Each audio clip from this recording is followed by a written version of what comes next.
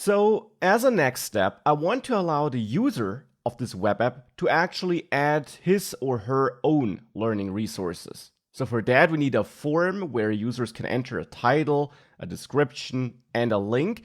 And I actually want to give the user two buttons, which can be used to switch between this view here, where we see the list of learning resources, and that form, which we still have to create.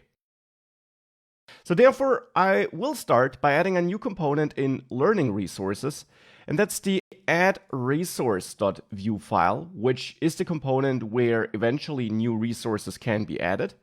And for the moment in the template, I'll just add a h2 tag where I simply want to say add resource so that we can identify this component when it's on the screen.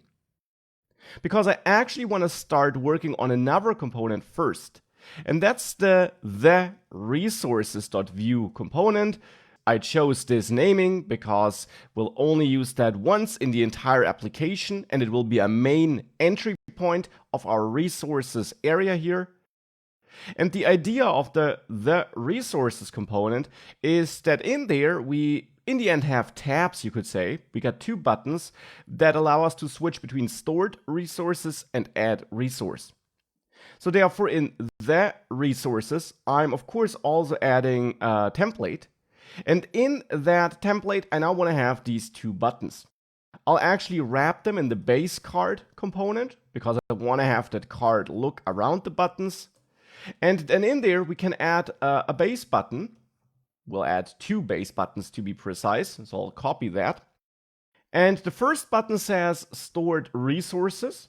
So this button takes us to the stored resources component. The second button says add resource because that, you guessed it, will take us to the add resources component. And how could we implement this now? How could we implement this tabs feature? We can actually use the dynamic component feature you learned about in the last course module. So for that, in the script part here, I will add my data property to store some data that belongs to this component only. And here I want to manage the currently selected tab. Of course, that name here is up to you. And I'll start with the stored-resources tab, but this can also be changed to add resource, and then I'll use that to later switch between the two components. So now I also want a method, of course, which allows me to change the selected tab. So let's add this method's option to this configuration object. And here I'll add a setSelectedTab method, where I get the tab that should be selected as an argument, and then we can set this selected tab equal to tab.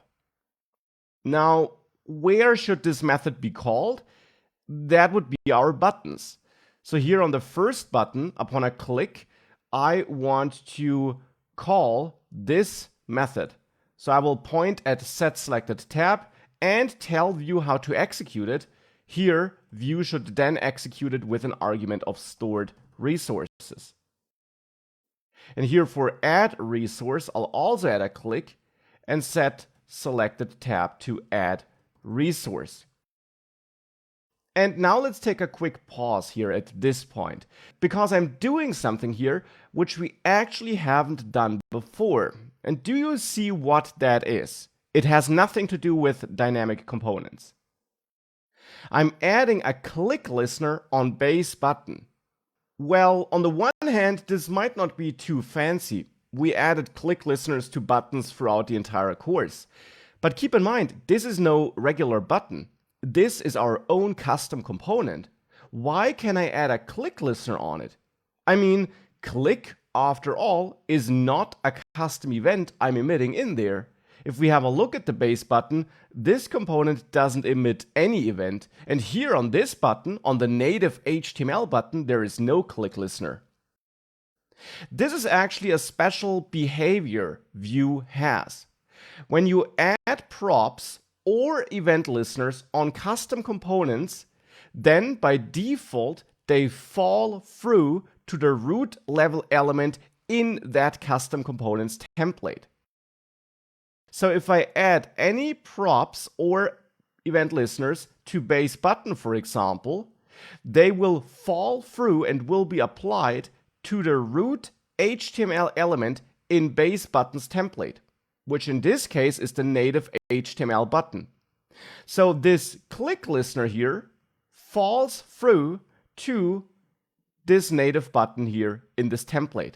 So it's automatically added to this button, you could say. That's happening behind the scenes. And that's an important behavior of Vue.js which I'm utilizing here, which we haven't seen before because we didn't really have a great place for using that. But here it's absolutely something that helps us for wrapping this button. So with that, we can add this click listener here and change the selected tab upon clicks on those buttons.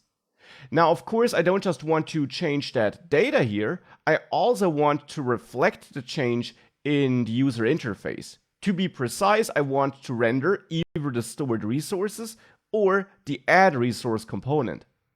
And therefore, below my base card here, I'll now add the built-in component, which is that component you use for dynamic components, as you learned. And here we bind the isProp to tell Vue which actual component should be rendered here. So we need to pass the HTML element tag of our custom component. Now that's why I'm using my tags here as selected tabs, stored resources and add resource. That will be my custom component HTML tags. And therefore here we can point at selected tab. Of course, this will now only work if we register my own components here though, because currently add resource is registered nowhere and stored resources is registered in the app.vue file. Now if we register it there, it's really only available there in the template. It's not available anywhere else. So to ensure that stored resources can be used here in the resources, I'll remove it from here because we'll not need it here anymore. If we would, we could register it there as well. You can register a component locally in multiple components, but we won't need it here.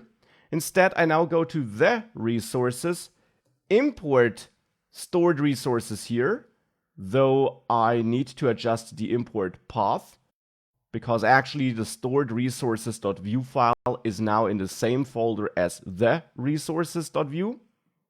And then here in components, I want to register stored resources. And the same, of course, for the newly added add resource component. Import it from add resource.vue and then register it here as a local component. Now we'll be able to render both, but we'll have a couple of problems. Now for one, in app view, I no longer can use this stored resources component. So we should remove it there from the template. But in addition, stored resources also wants a prop. It wants this resources prop, which I use for looping through all the resources. And now that we're using a dynamic component here, I'm no longer passing that prop. So how can we work around that next?